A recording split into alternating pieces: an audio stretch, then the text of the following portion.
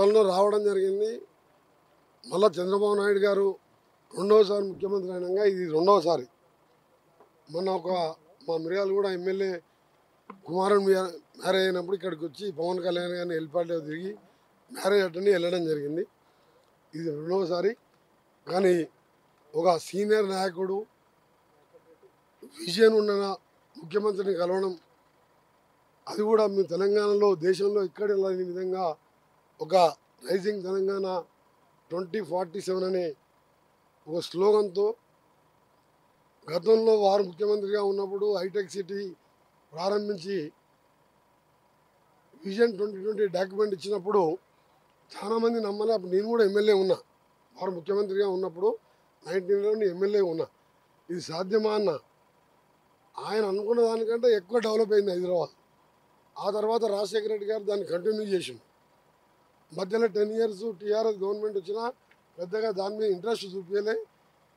అక్కడ ఎయిర్పోర్ట్ కానీ, outer ring road కానీ, ఐటీ కంపెనీలు కానీ, కోకాపేట ఫైనాన్షియల్ ఇష్యూని మేము తీసుకొస్తే చంద్రబాబు నాయుడు గారు అమెరికా ప్రెసిడెంట్ బిల్ క్లింటన్ తీసుకొచ్చి మేమందరం కూడా అటెండ్ అయినాం. హైటెక్ సిటీ కట్టించి అదే ప్రాంతంలో రయేజా మైండ్ స్పేస్ అనే ఎస్సీజెడ్లో ఇవాళ 3 లక్షల మంది పనిచేస్తుంది. దాన్ని రాజశేఖర రెడ్డి గారు కంటిన్యూ చేసుకొని ఇలా బెంగళూరులో తర్వాత హైదరాబాద్ సెకండ్ స్థానంలో ఉన్నది.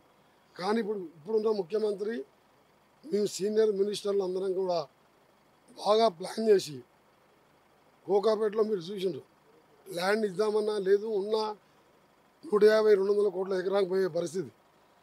కొద్దిగా అటుపక్కకి ఆదిపట్ల అక్కడ ఫ్యూచర్ సిటీ ఏర్పాటు చేసి భారత్ ఫ్యూచర్ సిటీ పేరు మీద స్కిల్ యూనివర్సిటీ కట్టిస్తున్నాం. మీకు తెలుసు ఇంజనీరింగ్లో చాలామంది పాస్ అవుతున్నారు, స్కిల్లెస్ లేక జాబ్స్ దొరుకుతలేవు. దాంతోపాటు ఈ సమ్మిట్ 2034కు 1 trillion ఎకానమీ చేయాలి తెలంగాణ, 2047లో 3 trillion చేరుకోవాలని కంపెనీలను ఆహ్వానించి ఒక సిస్టమేటిక్గా పోతూ దేశంలో ఏ స్టేట్లో నిర్వహించిన విధంగా ఈవెంట్ నిర్వహిస్తున్నాం. ఆ ఈవెంట్కు అన్ని రాష్ట్రాల ముఖ్యమంత్రిని ఆహ్వానించడం, అదంతా ఒక ఎత్తు అయితే ఆంధ్రప్రదేశ్ ముఖ్యమంత్రి గౌరవనీయులు సీనియర్ 4వసారి ముఖ్యమంత్రిగా ఉన్న చంద్రబాబు నాయుడు గారిని పర్సనల్గా ఇన్వైట్ చేయాలని మా ముఖ్యమంత్రి గారు అక్కడ ఏర్పాట్లలో బిజీగా ఉన్నా, నేను సర్పంచ్ ఎలక్షన్లో బిజీగా ఉన్నా, టైం తీసుకొని రావడం జరిగింది. వారిని ఆహ్వానిస్తున్నాం.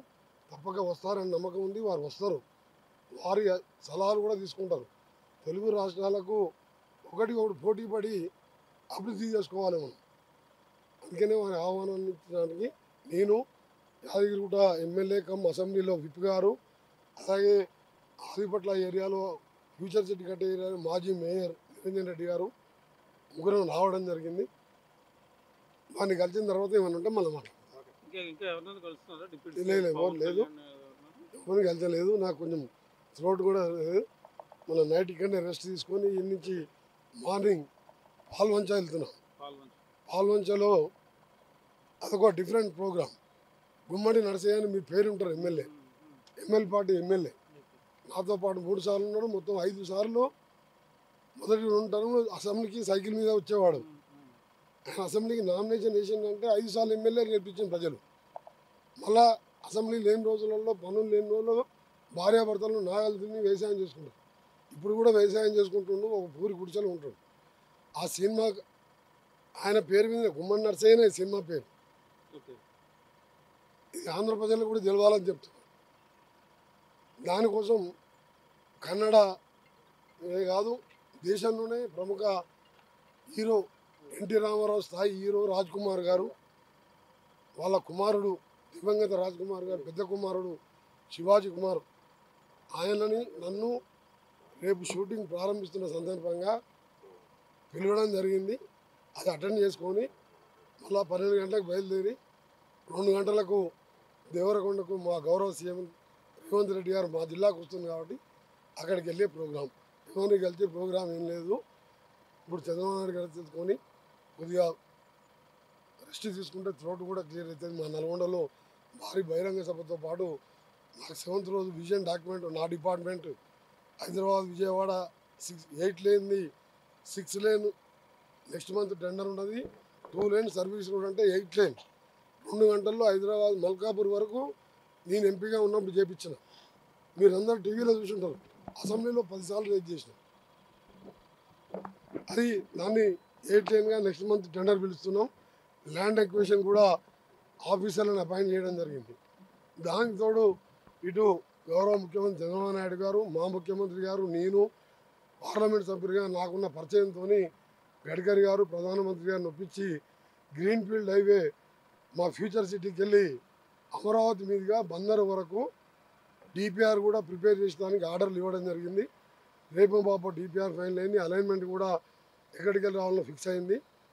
అది ఏపీ బైఫర్కేషన్ యాక్ట్లోనే అది వేస్తామని ఉన్నది.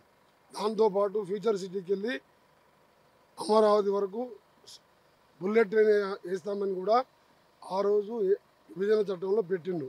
దాన్ని కూడా గౌరవ ప్రధానమంత్రి గారు మాకు ముఖ్యమంత్రి గారు కలిసినప్పుడు కానీ ఇక్కడ ముఖ్యమంత్రి కలిసినప్పుడు కానీ సూచనప్రాయంగా ఒప్పుకున్నాం.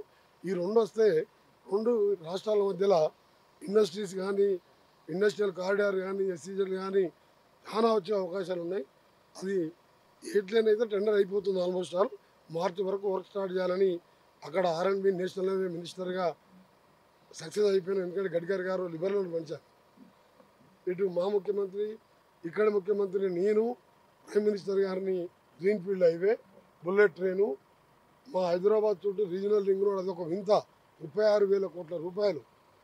ఇవాళ తెలంగాణలో దాదాపు 60,000 కోట్లు నేషనల్ హైవే 11,330 కోట్లతో యామ్ మోడల్లో మా రాష్ట్ర ప్రభుత్వమే మండల కేంద్రానికి వెళ్ళి జిల్లా కేంద్రానికి డబుల్ లేన్గా టెండర్లు పిలిచి దేశ చరిత్రలో తెలంగాణ రోడ్స్కు రోల్ మోడల్గా నా డిపార్ట్మెంట్ విషయం కాబట్టి అది కూడా మీకు మంచి వార్త చెప్తున్నాను. మొన్న పవన్ కామెంట్స్ మీద మీరు మాట్లాడారు, ఏం చెప్తారు దాని మీద? అయిపోయింది. దాని గురించి ఇక వచ్చారు కాబట్టి ఒక మంచి కార్యక్రమానికి వచ్చినా కాబట్టి ఇవన్నీ విమర్శించడం మంచి పద్ధతి కాదు. ఇది మనం గతంలో కలిసి ఉన్న రాష్ట్రం.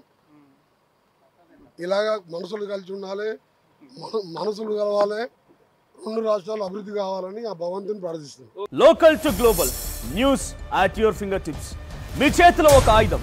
Download Raw TV app. Media legend Ravi Prakash is back.